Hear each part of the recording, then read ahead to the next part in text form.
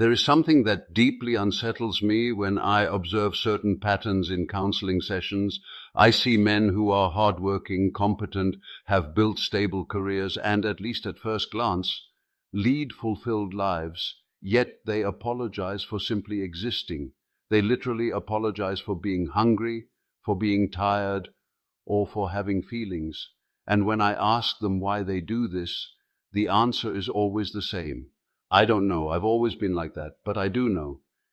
And after decades of working with men who grew up in families where love was a currency, I've discovered something disturbing. These are not personality traits, they are scars. Invisible scars that shape how you love, how you allow yourself to be loved, and why you keep choosing people who make you relive your childhood all over again. If you constantly feel the need to prove yourself, if calm love makes you nervous, if something inside you tenses up whenever someone shows you sincere compassion, then what I want to share with you today is not just a psychological observation. It's a set of puzzle pieces that explain why your relationships often feel like emotional battlegrounds where you never seem to win. What I've come to understand is that these patterns are not coincidences, nor are they strange quirks of your personality. They are the result of a very specific kind of emotional conditioning, a conditioning that began long before you had words to understand it, and one that, even decades later, still influences every decision you make in love. Because here's the thing, in the brain of a child growing up with narcissistic parents, something crucial happens. Their nervous system is programmed for permanent emotional survival, and this program doesn't automatically shut off when you turn 18. It becomes your operating system for navigating the adult world, especially in intimate relationships. Think about it for a moment. Your emotional GPS was calibrated in hostile terrain. Now, decades later, you're trying to find your way through the landscape of closeness and love. But your system is still scanning for dangers that no longer exist, anticipating betrayal that won't come, and preparing for battles that aren't happening. The result is emotional exhaustion disguised as hypervigilance in love. Let me now walk you through 7 patterns I've identified. 7 concrete ways this early conditioning manifests in your love life. And as I describe each one, I ask you not only to notice if you recognize yourself in them, but also to pay attention to how your body reacts when you do. The first pattern I call the compulsive urge to endlessly explain yourself. This isn't about talking too much. It's about literally not being able to exist without justifying your existence. You write long messages where a simple yes or no would do. You feel every opinion needs to be framed, every decision defended, every emotion cushioned with a preemptive apology. That's not communication, that's survival. Your inner child learned that a simple no could trigger an emotional explosion, that their needs had to be explained, justified, almost begged for in order to be seen as valid at all. And so you develop this strategy: if I just explain enough, give enough reasons, make myself small enough, then maybe I'll be acceptable. What's fascinating from a neurological perspective is that this programming affects your ability to set boundaries. For you, no isn't a complete sentence. It's the beginning of a negotiation in which you have to prove that your boundary is reasonable, justified, and harmless. But here's the truth. When you turn every boundary into a dissertation, you unconsciously invite others to question your right to say no. That brings me to the second pattern, what I call hypervigilant empathy. You have an almost superhuman ability to read microexpressions, detect changes in tone, notice tension in body language that others miss. Before you even enter a room, you know who's in a bad mood, who's tense, who needs something. It seems like a superpower, but in truth, it's an early warning system developed to survive in emotionally unpredictable environments. Your nervous system was trained to detect emotional storms before they broke. You learned that your parents' moods determined whether there would be peace or drama, and that you would be blamed for things that were never your responsibility. So you developed emotional radars meant to protect you. But here's what I've seen over years of work. When you live in this constant state of alert, you can never truly relax in love. You become the partner who anticipates needs, avoids conflict, continuously adapts to the emotional state of the other. It sounds caring, but in reality, it's exhausting. Intimacy cannot grow where everything must be constantly controlled. Which brings me directly to the third pattern, perhaps the most painful: your emotional allergy to genuine tenderness. When someone is truly kind to you, when they offer sincere attention and affection without an ulterior motive, your body doesn't relax. It tenses up, it braces itself, it asks, what's coming next? What's the price? What does this person want in return? This reaction isn't paranoia, it's the intelligence of trauma. Your nervous system learned that tenderness in your family of origin was an investment that expected a return. Kindness was the beginning of manipulation. Declarations of love came with emotional invoices due with interest, and always at the moment you least expected it. That's why your body developed an alarm response to tenderness, as if it learned that kindness is a disguise used by dangerous people to get close. And today, many years later, when a truly good person enters your life, your inner alarm system goes off. Not because that person is dangerous, but because your body confuses tenderness with threat. What I've learned is that healing this allergy to tenderness doesn't come from convincing your mind that it's safe to receive love. It comes from your nervous system learning to distinguish between manipulative kindness and genuine affection. And that takes time and, above all, patience with yourself. This brings me to the fourth pattern, one I find particularly destructive: the constant performance. Even when you're alone, you're still playing some kind of role. You rehearse conversations you may never have, rewrite messages 20 times before sending them, adjust your tone of voice, shift your body language, choose every word depending on who's present, not because you're dishonest, but because authenticity feels like a luxury you can't afford. In your early life, being yourself was dangerous. Showing your true face meant risking rejection, harsh criticism, the message that who you are is not enough. That's why you created different versions of yourself: the professional one, the social one, the family one, the romantic one. And all of these versions revolve around one central question: who do I need to be for this person to accept me? But here's the problem: if you're always performing, you eventually lose touch with who you really are beneath all those masks. And here's something crucial: mature love is not an audition.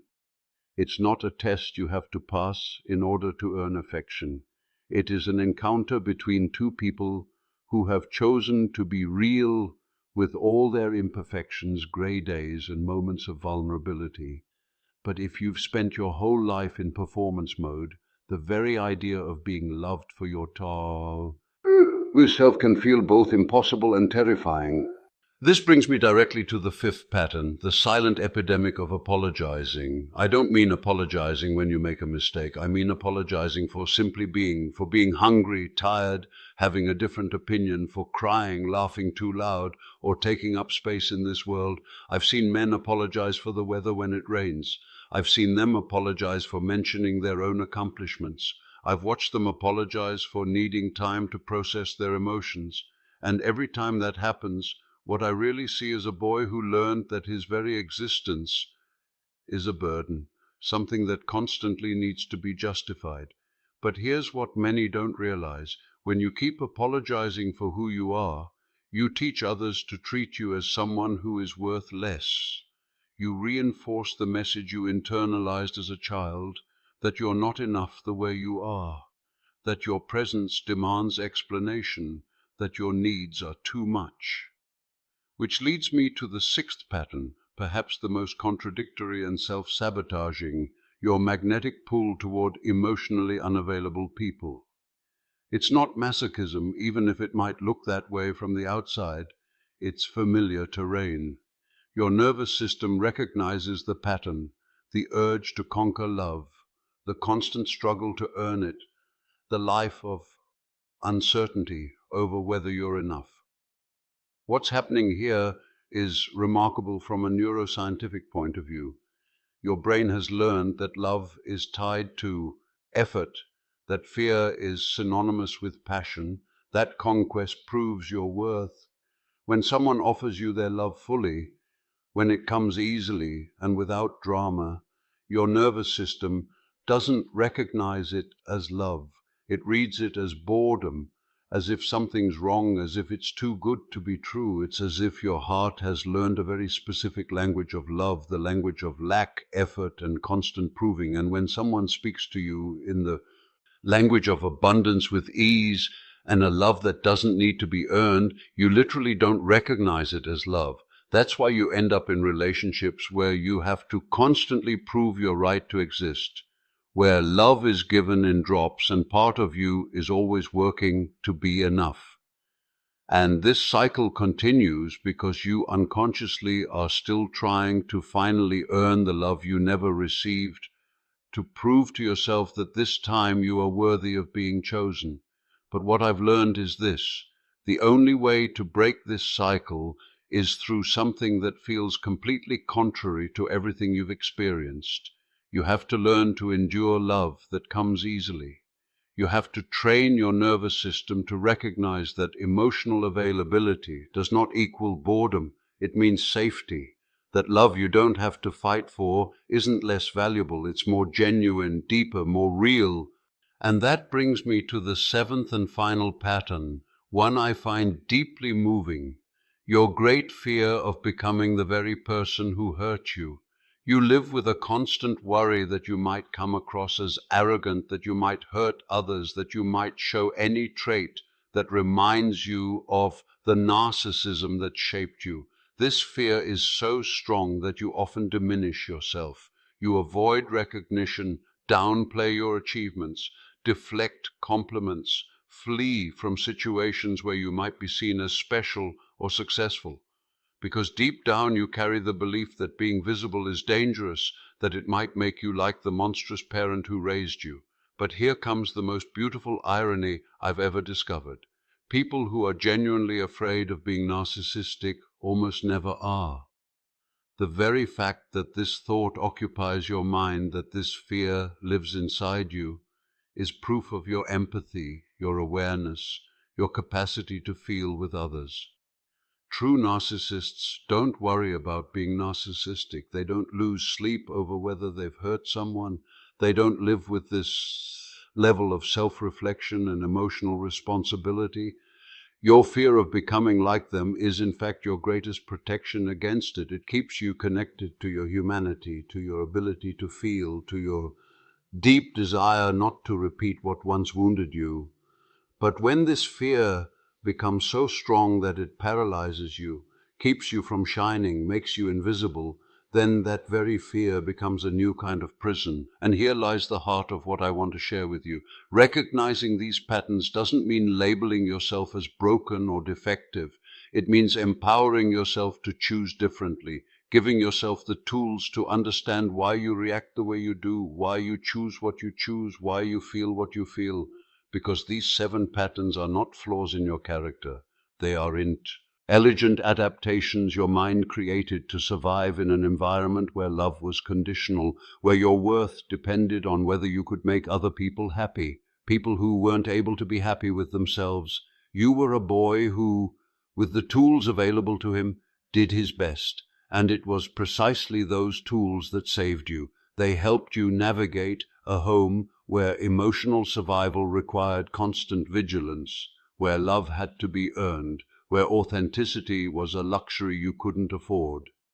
But now you're an adult, and the tools that once protected you are now the very things that prevent you from living freely. The hypervigilance that once kept you safe has become anxiety in relationships. The constant explaining that once shielded you has turned into an inability to set clear boundaries. The performance that once made you acceptable has become a barrier that blocks real intimacy. But what I've learned after decades of work is this: healing does not mean freeing yourself from all of it overnight. Healing means recognizing these patterns when they appear, meeting them with gentleness and patience, and choosing new responses step by step. It means transforming your old survival strategies into tools for building real relationships in which you don't have to explain why you exist, building authentic closeness in which you're seen without having to pretend, building love you don't have to earn because it's given to you for who you are, not for what you do. And I want you to know this. If you recognized yourself in these patterns, it doesn't mean you're doomed to repeat them forever. You are not broken. You are not too damaged to be loved. You are a person who survived something they should never have had to endure. And now you have the chance to choose something entirely new. Because mature love exists. It is not the kind of love you must earn through endless explanation, not the kind of love you must constantly monitor for fear of losing it, not the kind of love that requires you to hide who you are, not the kind of love you must apologize for just because you exist. Mature love is the kind that sees you even on your bad days and asks for no explanation. It's the love that recognizes your fear and offers not solutions but presence. It's the love that allows you to be authentic, imperfect, human, that is not afraid of your boundaries but respects them, that does not punish you for your wounds but stays with you as you heal them. And that kind of love is waiting for you, not as a reward for perfect healing, because healing is not a destination you arrive at and stay forever. Healing is a process, a daily commitment to yourself, a conscious choice to respond differently each time old patterns arise. Healing is that moment when you feel yourself wanting to over-explain and instead you take a deep breath and trust that your no is enough. It's when your body tenses in response to a loving gesture and you consciously choose to stay present, to allow yourself to be touched by that tenderness, even if it feels unfamiliar. It's when you notice yourself slipping into a role and instead reveal a piece of your true self, even if your voice trembles. It's when you catch the apology forming on your tongue and instead say, I need this, without explanation. It's when you feel drawn to someone emotionally unavailable and you consciously turn away and move towards someone who is truly present, even if your nervous system resists because it doesn't yet recognize this kind of love. And it's when the fear rises that you might become like the person who hurt you, and yet you don't shrink yourself but recognize that fear as proof of your empathy and allow yours elf to shine, knowing that your light doesn't dim the light of others but invites them to shine alongside you. Each of these choices is an act of extraordinary courage because you are choosing the unknown over the familiar, healing over survival, growth over repetition. You are writing a new story with an ending your inner child never dared to dream of. Your story with narcissistic parents taught you how to survive in a hostile environment, but now you have the chance to learn something entirely new, how to flourish in a space of love, how to build relationships grounded in mutual respect, authenticity, and the beautiful imperfection of two people who have chosen to grow together. And I want you to know this is not only possible for you, it is your right. You have the right to be loved without conditions. You have the right to take up space without apology. You have the right to set boundaries without endless explanations. You have the right to be seen, known, and valued for who you are. The love you are looking for not only exists, it's also looking for you. But in order for you to recognize it when it comes, to allow it to stay, you must do something that may feel like the hardest thing in the world. You must begin to treat yourself with the same tenderness you offer others. You must start speaking to yourself the way you would speak to your closest friend, someone who has lived through what you've endured. You must begin to defend yourself with the same strength you would use to protect someone you love.